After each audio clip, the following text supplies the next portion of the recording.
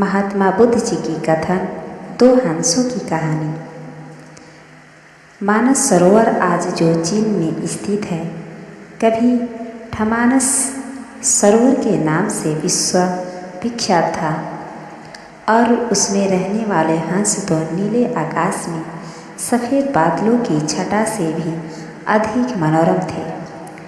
उनके कलर सुंदर नर्तकियों की नुपुर ध्वनियों से भी अधिक सुमधुर थे। उन्हीं सफ़ेद हंसों के बीच दो स्वर्ण हंस भी रहते थे। दोनों हंस बिल्कुल एक जैसे दिखते थे और दोनों का आकार भी अन्य हंसों की तुलना में थोड़ा बड़ा था। दोनों समान रूप से गुणवान और सिलवान भी थे। फर्क था तो बस इतना कि उनमें एक राजा था और दूसरा उसका वफादार सेनापति। राजा का नाम धृतराष्ट्र था और सेनापति का नाम सुमुख। दोनों हंसों की चर्चा देवों, नागों, यक्षों और विद्याधर ललनाओं के बीच अक्सर हुआ करते थे। कालांतर में मनुष्य योनि के लोगों को भी उनके गूढ़ सौंदर्य का ज्ञान होने लगा। वाराणसी नरेश ने जब उनके विषय में सुना तो उसके मन में उन हंसों को पाने की प्रबल इच्छा जागृत हुई। तत्काल उसने अपने राज्य में मानस सदृश एक मनोरम सरोवर का निर्माण करवाया, जिसमें हर प्रकार के आकर्षक जलीय पौधे और विभिन्न प्रकार के कमल जैसे पद्म, उत्पल, कुमुद, पुंडरीक, सौगंधित, तमरस और कहलर विकसित करवाए।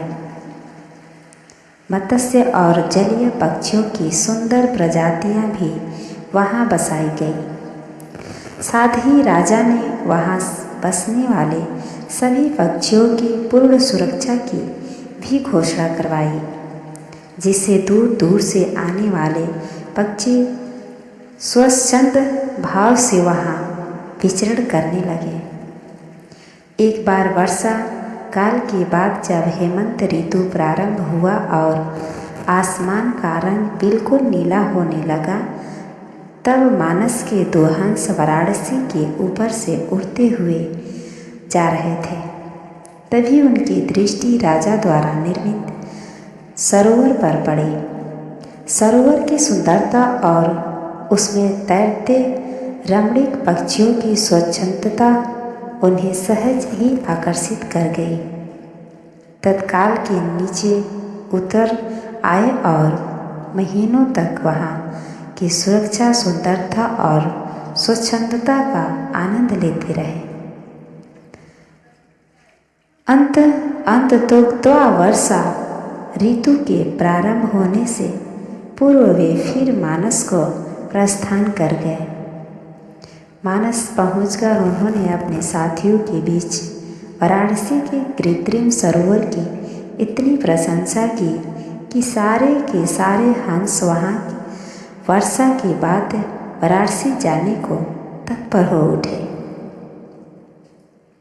हंसों के राजा युधिष्ठिर और उसके सेनापति सुमुख ने अन्य हंसों की इस योजना को समुचित नहीं माना।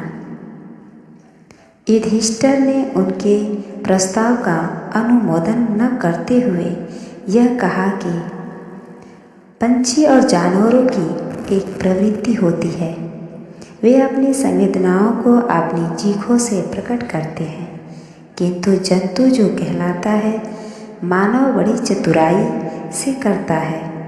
अपनी भंगिमाओं को प्रस्तुत जो होता है उनके भावों के ठीक विपरीत। फिर भी कुछ दिनों के बाद हंस राज को हंसों की जिद के आगे झुकना पड़ा और वह वर्षा ऋतु के बाद मानस के समस्त हंसों के वह साथ वाराणसी को प्रस्थान कर गया। जब मानस के हंसों का आगमन वाराणसी के सरोवर में हुआ और राजा को इसकी सूचना मिली तो उसने अपने एक निषाद को उन 2 विशिष्ट हंसों को पकड़ने के लिए नियुक्त किया। एक दिन युधिष्ठिर जब सरोवर की तट पर स्वच्छंद भ्रमण कर रहा था, तभी उसके पैर निषाद द्वारा बिछाए गए जाल पर पड़े।